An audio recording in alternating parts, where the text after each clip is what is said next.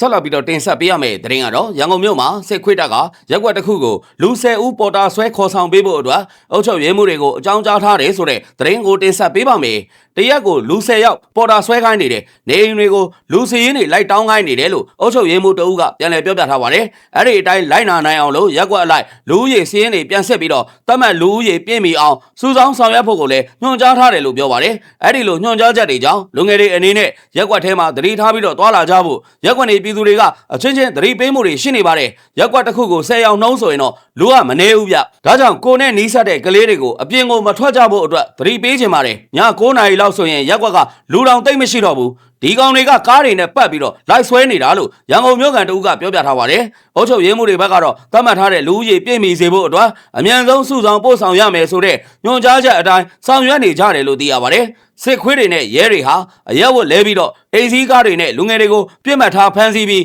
ချင်းချောင်းငွေညစ်တာတွေလည်းရှိနေတယ်လို့သိရပါတယ်။လက်တလောရန်ကုန်မြို့မှာနေတိုင်းနီးပါလူငယ်တွေ10ဦးထက်မနည်းပျောက်ဆုံးနေတယ်လို့ရန်ကုန်မြို့ကန်တွေကပြောပါတယ်။စစ်မှုထမ်းအပတ်စဉ်တစ်ခုမှာလူဦးရေ9000ခေါ်ယူမယ်လို့ကြေညာထားရာဖေဖော်ဝါရီလမှာစစ်မှုထမ်းအပတ်စဉ်22ကိုခေါ်ယူနေပြီဖြစ်တယ်လို့သိရပါတယ်။စစ်ခွေးတပ်ရဲ့စစ်မှုထမ်းခေါ်ဆောင်တာကိုငွေပေးပြီးတော့ရှောင်ရှားသူတွေများပြားလာတာကြောင့်ပတ်စံလိုတဲ့သူတွေကိုငွေပေးပြီးအစားထိုးမဲ့သူတွေကိုလူကုန်ကူးတယ်လို့မျိုးဝယ်ယူပြီးတော့လူစားထိုးမှုတွေလည်းများပြားနေတယ်လို့သိရပါတယ်။ပတ်စံပေးဖို့မတက်နိုင်တဲ့အခြေခံလူဒန်းစားတွေကတော့စစ်ခွေးတွေရဲ့အဓမ္မဖိအားပေးစစ်မှုထမ်းခိုင်းစေတာကိုပေးစရာပတ်စံမရှိတာကြောင့်စစ်ထဲလိုက်နေရတယ်လို့သိရပါတယ်။စစ်တပ်ကလစဉ်စစ်မှုထမ်းခေါ်တဲ့အပြင်လူငယ်တွေကိုအကြောင်းပြချက်မျိုးစုံနဲ့ပေါ်တာဆွဲတာတွေကိုလည်းစစ်တပ်ထိန်းချုပ်ထားတဲ့ဒေသတွေမှာဖြစ်ပေါ်နေပါတယ်။စစ်ခွေးတပ်ကလူငယ်တွေကိုစစ်တပ်နှန်းကိုပို့ပြီးတော့ရှေ့တန်းကိုစစ်လွတ်ပြီးအသေးခံတိုက်ခိုင်းနေတာကြောင့်ဒေဆုံးဒဏ်ရာရသူထွက်ပြေးသူတော်လိုင်းတပ်ဖွဲ့တွေထံမှအလင်းဝင်သူလက်နက်ချသူအများပြားလည်းရှိနေပါတယ်။နိုင်ငံရဲ့ဒေသအများစုမှာတိုက်ပွဲတွေပြင်းထန်နေတာကြောင့်